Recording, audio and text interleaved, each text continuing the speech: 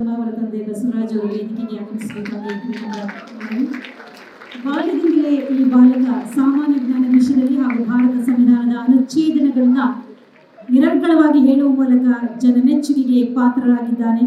ಬೆಳೆಯುವ ಪೈರು ಮೊಳಕೆಯಲ್ಲಿ ಎಂಬ ನಾಣ್ಣುಡಿಗೆ ಸಾಕ್ಷಿಯಾಗಿದ್ದಾನೆ ಕುಮಾರ ತೇಜಸ್ ಚಕ್ರವರ್ತಿ. ಈ ಪುಟ್ಟ ಬಾಲಕ parliament new Delhi and NCERT new Delhi ಇವರ ವತಿಯಿಂದ ದೆಹಲಿಯ ಪಾರ್ಲಿಮೆಂಟ್ ಭವನದಲ್ಲಿ ದಿನಾಂಕ 3/12/2022 ಹಮ್ಮಿಕೊಳ್ಳಲಾಗಿದ್ದ ಭಾರತದ ಪ್ರಥಮ ರಾಷ್ಟ್ರಪತಿಗಳಾದ ಡಾಕ್ಟರ್ ರಾಜೇಂದ್ರ ಪ್ರಸಾದ್ ಅವರ ಜನ್ಮದಿನದ ಕಾರ್ಯಕ್ರಮದಲ್ಲಿ ದೇಶದ ಯುವ ಪ್ರತಿಭೆಗಳನ್ನು ಗುರುತಿಸಿ ಅವರ ಪ್ರಾತಿನಿಧ್ಯತೆಯನ್ನು ಪ್ರೋತ್ಸಾಹಿಸುವ ಸಲುವಾಗಿ ವಿವಿಧ ಕ್ಷೇತ್ರಗಳಲ್ಲಿ ಸಾಧನೆ ಮಾಡಿದ ವಿದ್ಯಾರ್ಥಿಗಳನ್ನು ಆಹ್ವಾನಿಸಿದರು. ಆ ಕಾರ್ಯಕ್ರಮದಲ್ಲಿ ಭಾಗವಹಿಸುವ ಅವಕಾಶವನ್ನ ಪಡೆದಿದ್ದಾನೆ ತೇಜಸ್ ಚಕ್ರವರ್ತಿ.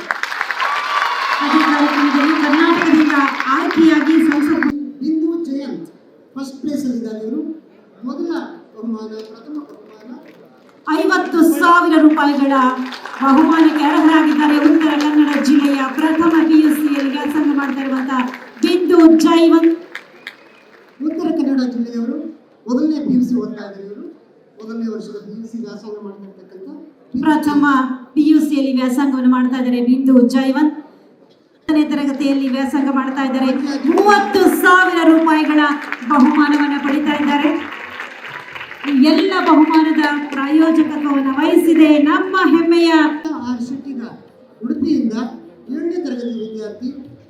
20,000 ರೂಪಾಯಿಗಳ ಬಹುಮಾನವನ್ನು ಪಡಿತಾ ಇದ್ದಾರೆ. ಇಡೀ ರಾಜ್ಯದಲ್ಲಿ ಏರ್ಪಡಿಸಿದಂತಹ ಈ ಸ್ಪರ್ಧೆಗಳಲ್ಲಿ ಶಾಲಾ ಮಟ್ಟದಲ್ಲಿ, ತಾಲೂಕು ಮಟ್ಟದಲ್ಲಿ, ಜಿಲ್ಲಾ ಮಟ್ಟದಲ್ಲಿ, ರಾಜ್ಯ ಮಟ್ಟದಲ್ಲಿ ಬಹುಮಾನ ಒಟ್ಟು 85 ಲಕ್ಷ ರೂಪಾಯಿಗಳ ಮೊತ್ತದ ಬಹುಮಾನವನ್ನ ಪ್ರಾಯೋಜಕತ್ವವನ್ನು ನೀಡಿದೆ ಲೀಡ್ಕರ್ ಸಂಸ್ಥೆ.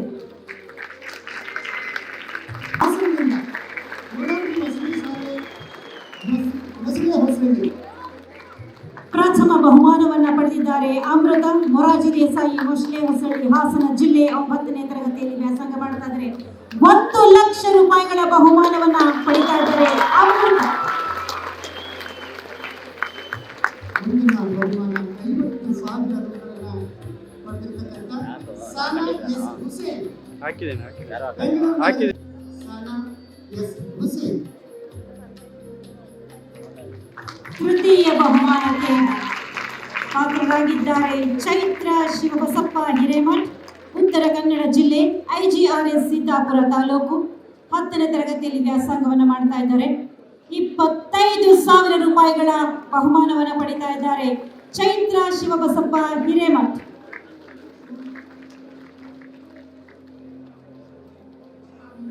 ಶ್ರೀಕಾಂತರಾಜ್ ಅವರು ಕಾರ್ಯನಿರ್ವಾಹಕ ನಿರ್ದೇಶಕರು, ಕರ್ನಾಟಕ ವಸತಿ ಶಿಕ್ಷಣ ಸಂಸ್ಥೆಗಳ ಸಂಘ, ಈ ವೇದಿಕೆಯಲ್ಲಿ ಜೊತೆಯಾಗಿದ್ದಾರೆ. ಹಾಗೆ ಚಿತ್ರಕಲಾ ಸ್ಪರ್ಧೆಯ ಹಾಗೂ ಎಲ್ಲ ಸಚಿವರಿಗೆ ಗಣ್ಯರಿಗೆ ಧನ್ಯವಾದಗಳು ಸಮರ್ಪಣೆ ಮಾಡ್ತಾರೆ.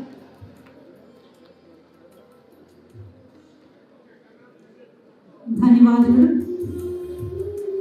ಎಲ್ಲ ಮಕ್ಕಳಿಗೆ ಅವರ ಸಾಧನೆಗೆ